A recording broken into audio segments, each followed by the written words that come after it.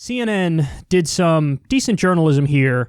They spoke to a victim of the infamous Blackwater attack in Nisour Square that left innocent women and children killed. Most of this segment is very informative. Credit where credit is due. You will see at the end, though, the issue generally with mainstream media. Watch. Some of the most controversial pardons from President Trump went to 4 former Blackwater security contractors who were serving time for killing 17 Iraqi civilians in 2007.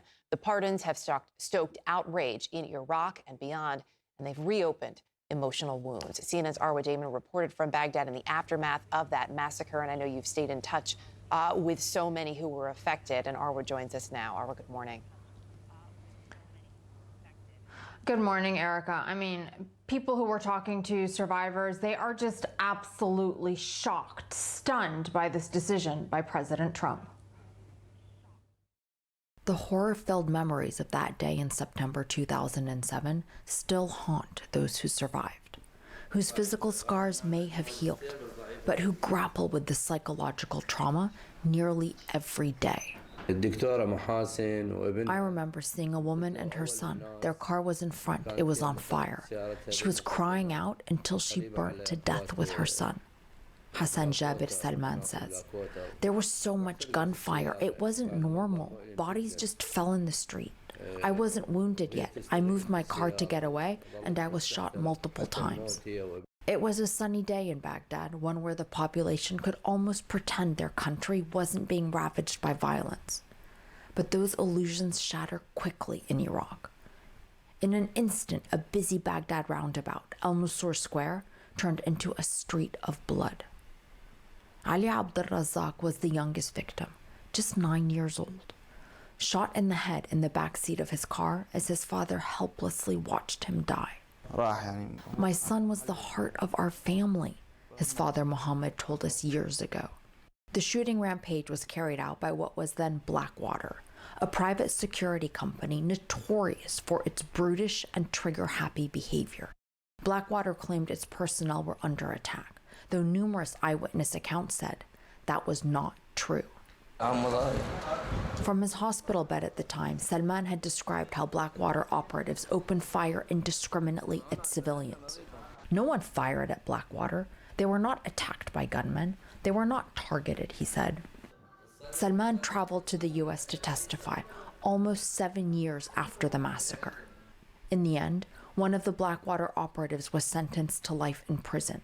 3 others sentenced from 12 to 15 years. Salman, a lawyer himself, felt as if there was a semblance of justice.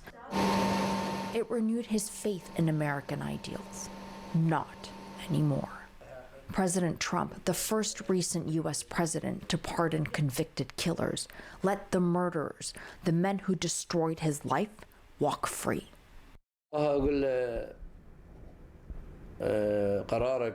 I say to him, your decision, you are going to have to face God on this, Salman says. You did not fulfill justice. You pardoned the criminals and the killers. The blood of the dead and wounded is on your hands.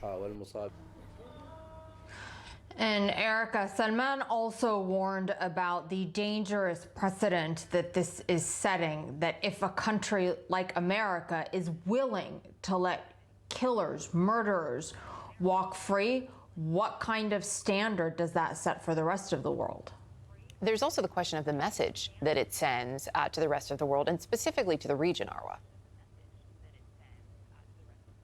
That's right. I mean, America quite often, when it does end up interfering or getting involved in the region, comes at it from this perspective of being a democratic nation with high ideals and morals. And so for that kind of messaging to all of a sudden be turned into, actually, America, justice, not so much, not necessarily. It can all be turned on its head. It really sends a couple of messages. The first being that, you know what, maybe America isn't exactly on the moral high ground that it claims to be. And the other is life is cheap. Iraqi life is cheap. Arab life is cheap. And this is something that a lot of Iraqis have actually felt very deeply and very profoundly, only to have it validated once more. You know, that last part was the part that I couldn't get over. That was very informative. I'm happy that they spoke to these victims. But at the end, the commentary, it just shows you how, I think, generally naive a lot of these people are who work in these mainstream media outlets. And that's one of the reasons why they're hired, because they're not going to rock the boat. Wolf Blitzer generally doesn't ask interesting questions, with a few notable exceptions. But, you know, he's usually willing to reflect the worldview of the establishment, and that's what lands you in these positions. So I like how they talk about how, well, America, we're supposed to be a democratic nation with high ideals and morals. And to see Trump pardon these people, oh, it's a shock to the system. They say for that kind of messaging to now be turned into America, justice? No, not really. Maybe America isn't on the moral high ground it claims to be. You don't say.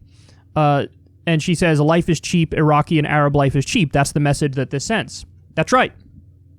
But yeah, the point is, this happened in 2007, by the way. That's when this happened. And it happened under George W. Bush. And it's not like the Iraq War before the Nisour Square massacre from Blackwater mercenaries. It's not like the Iraq War before that was just and moral and righteous and high-minded and virtuous. In fact, quite the opposite. We had already learned that it was an illegal war and an offensive war against a country that didn't attack us based on lies. Based on lies. Saddam Hussein did not work with Osama bin Laden. Saddam Hussein also did not have weapons of mass destruction, and he certainly wasn't planning some sort of imminent attack against the United States of America. So ask yourself, what were we really doing?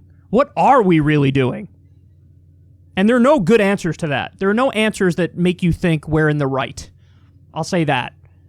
There's no answers where you walk away going, oh, that makes sense. You could say oil in the case of Iraq. You could say trillions of dollars of mineral wealth in the case of Afghanistan. You could say geopolitical power. There's a lot of answers, and they're all ugly. Military-industrial complex profits. Is that the main driving force? Maybe that's a little bit of a stretch, but certainly it's one of the windfalls of it. So, point is, this is a great piece of journalism, but it is naive to act like, well, this is the thing that really unmasks us. No. We've been unmasked for quite a while. If you really objectively take a look at what we did in Vietnam, that should have been an unmasking to you. And Vietnam way predates the War on Terror. So, perhaps when you're the world's sole superpower and you're an empire, you're not acting based on high morals and ideals and virtuousness. You're not the policeman of the world. Maybe you're the world's thug. And maybe you just think rules don't apply to us, laws don't apply to us. And that's exactly what Trump said here. Trump just crystallizes it. Trump just takes the mask off of the empire and stops the tap dancing bullshit where previous presidents pretend we're so virtuous and so moral, and that's why we do what we do. Or we're not at all virtuous, we're not at all moral, and we got this clown buffoon running us who's proudly pro-imperialist, and he says stuff like, we should have just taken the oil. We should have just taken the oil. I don't know why we didn't take the oil. I think that we should basically just take the oil. So there you have it. Again, good journalism from CNN. I'm happy they spoke to the victims. I'm happy they covered this in the way they did. But at the end, you see how kind of naive they are. And, I think most adults who've looked at this stuff seriously, even a little bit, already knew that it was nonsense. All the fake morals and ideals that we pretend to protect by going around the world. So it's just interesting to see them have that light bulb moment at this late date, all because Trump pardoned these war criminals.